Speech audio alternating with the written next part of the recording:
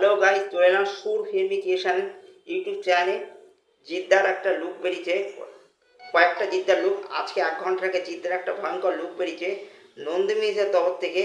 এটা ভয়ঙ্কর একটা জিদ্দার লুক, এটা একটা ভয়ঙ্কর জিদ্দার লুক। এই লুকটা জাস্ট দেখে ছিটকে গেছি। মানে মানে প্রথমত বলি, কখনো বদলেছে নাম, কখনো চেহারা, শুধু বদলায়নি তার শপথ। Presently the legendary Anant Singh portrait by the superstar Jeet. কেউ বলে বিপ্লবী, কেউ বলে ডাকাত।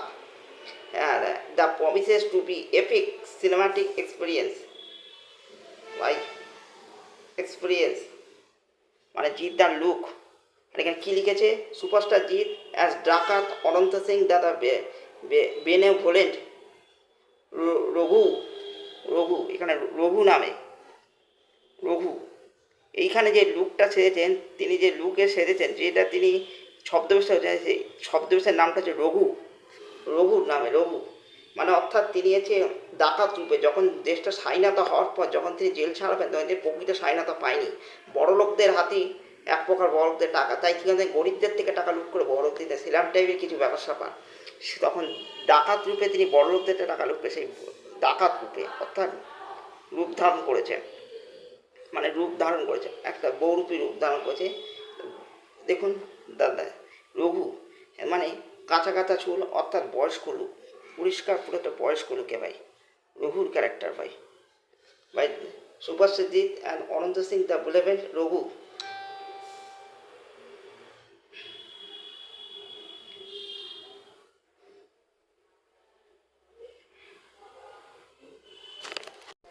মানে বয়স্ক লোকে জিদ্দাকে দুর্ধর্ষ লাগছে, একটা ছদ্মবেশ নিয়েছে, দুর্ধর্ষ লাগছে। এরপরই 1 ঘন্টা চেয়েছিল, আবার একটা লুক বেরিয়ে গেল, মানে আরও একটা লুক বেরিয়ে গেল। যখন শব্দ নীরব হয় তখন সুর কথা বলে, যখন শব্দ নীরব হয় তখন সুর কথা বলে। অর্থাৎ ভোর আপনাকে ভালোবাসা, আকাঙ্ক্ষা, আশা এবং ত্যাগের একটি যাত্রার মধ্যে দিয়ে নিয়ে যায়। কেউ বলে বিপ্লবী, কেউ বলে ডাকাত থেকে দ্বিতীয় সঙ্গীত অফার, একটি আবেগপূর্ণ অধ্যায় যা সঙ্গীত মান হয়ে যাওয়ার পর দীর্ঘক্ষণ থাকে।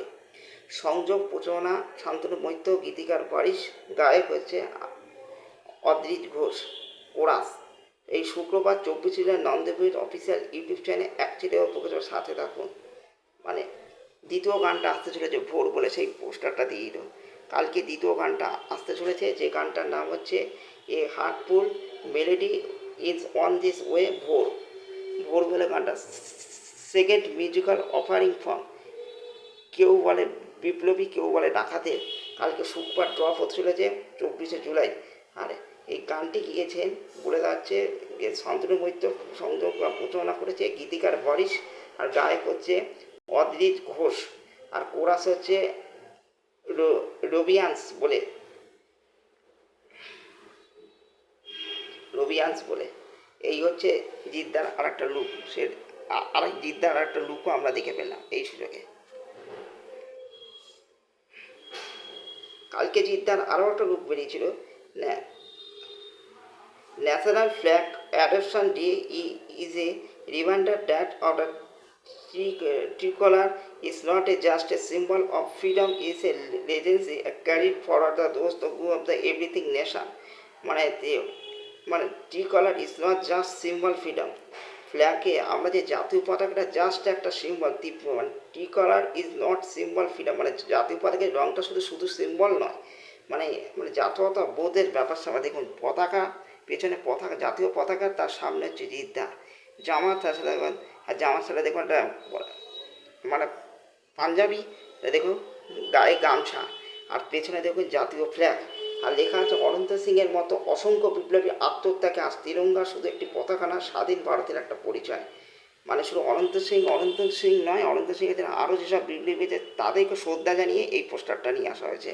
তো অনন্ত সিংয়ের মতো অসংখ্য বিপ্লবী আত্মত্যাগ আর তিরঙ্গা শুধু একটা পতাকা নয়, স্বাধীন ভারতের একটা পরিচয় বলছে তারা, বলছে সেই বিপ্লবীদের প্রতি বিনম্র শ্রদ্ধা, সেই প্রতিটা বিপ্লবীকে শ্রদ্ধা জানিয়ে তারা এই পোস্টারটা এনেছে। আরও একটা লুক আপনাদেরকে দেখাই, বেরিয়েছিল 3 দিন আগে। পরিচয় গোপন হলো, তার প্রতিরোধ ছিল প্রকাশ্যে। এটাও একটা জিদ্দার লুক। ধরা পড়া অবস্থা, মানে পুলিশ ধরছে, পুলিশের কাছে ধরা পড়েছে, সেরকম একটা লুক। সেই লুকটা প্রেজেন্টিং অনন্ত সিং পোট্টার বা সুপারস্টার, কেউ বলে বিপ্লবী, কেউ বলে ডাকাত। The promises is the to be the epic cinematic experience. এটাও একটা জিদ্দার একটা লুক। আর এতগুলো লুক যে দেখলাম, একটা দুটো চারখানা লুক যে দেখলাম, সবচেয়ে আমার বেস্ট লেগেছে হচ্ছে চারটে লুকের মধ্যে, ঠিক আছে, এই লুকটাও আমার অন্যরকম জিদ্দাকে লেগেছে। আর সবচেয়ে বেশি তাক লাগিয়ে দিয়েছে ভাই, এই লুকটা সবচেয়ে বেস্ট লেগেছে চারটে লুকের মধ্যে, এইটাই সবচেয়ে বেস্ট লুক লেগেছে আমার, সবচেয়ে মনের কাছে গেছে এই লুকটা। আর যে আরও একটা লুক আমার, এই এরকম লুক আমি দেখেছি। আর এই লুকটা মনে রাখার মতো, আরও একটা লুক হচ্ছে মনে রাখার মতো লুক হচ্ছে এই লুকটা, সত্যি মনে রাখার মতো লুক, মানে এটা অন্যরকম ছিল। আরও একটা লুক ছিল জিদ্দার, এরকমভাবে জিদ্দাকে আগে দেখিনি, এই লুকটা মনে রাখার মতো, মানে এটা নতুনত্ব আছে। আরও একটা এই লুকটা এরকমভাবে জিদ্দাকে আগে দেখিনি, এই চারটে লুক আমার খুব পছন্দের। আরও একটা লুক ছিল